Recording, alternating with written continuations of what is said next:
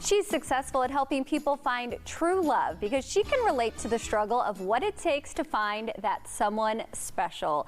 Elite matchmaker and dating coach Laura Jacobs joins us now with some practical dating advice. Hello, thanks for joining us from this beautiful location. Thanks for having me. Well, tell us, I guess, about your history, how you became an elite matchmaker. You have quite the story. Oh, thank you. I was dating myself. I was in my late 20s living in New York. I joined a bunch of matchmakers databases, what we call it.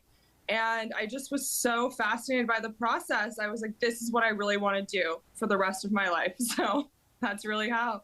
And what's your advice for people, especially as, you know, we're in the middle of January, maybe if this is someone's resolution to find their match, what's your advice? I think you really need to look at dating sort of like your past jobs. People put a lot of effort into finding a job, right? They edit their job resume. You need to look at your relationship resume. What happened last year? What went well? What didn't go so well? What job lasted the longest? You know, don't dwell on what happened in the past. How can you move forward and be more positive? And you also say be open to new opportunities. What does that mean? Is that like, you know, not like putting yourself in a box or putting your potential partner in a box? I think it just means you can find love anywhere. I think a lot of people nowadays with the apps are really afraid to go up to someone in person.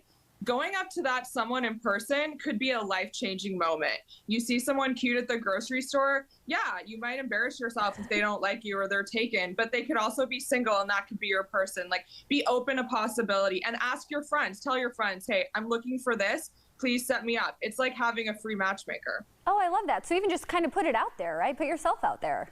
Yeah, put it out there. Tell your taken friends, hey, does your husband have any single friends for me? This is really what I'm looking for. You never know. Okay, number 3, know what you want. What does that mean? How do we decide that?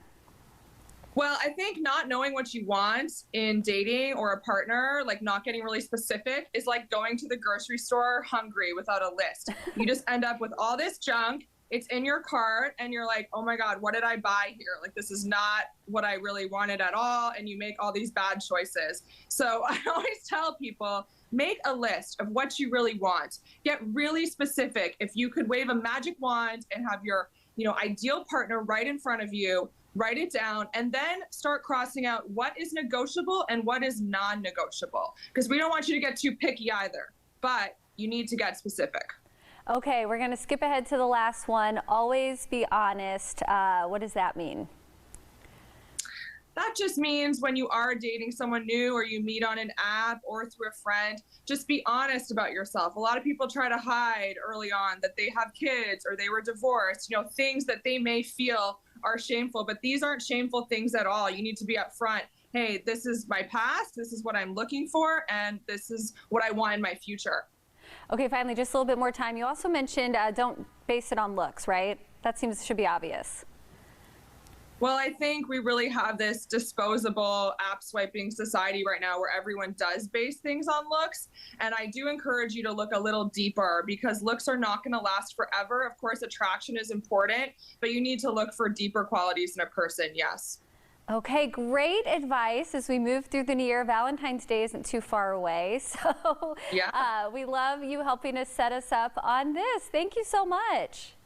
Of course, thank you. Well, we have a link to Laura's website on ours, who13.com. Just click on Hello Iowa at the top. Many kids are still catching up with learning that they missed during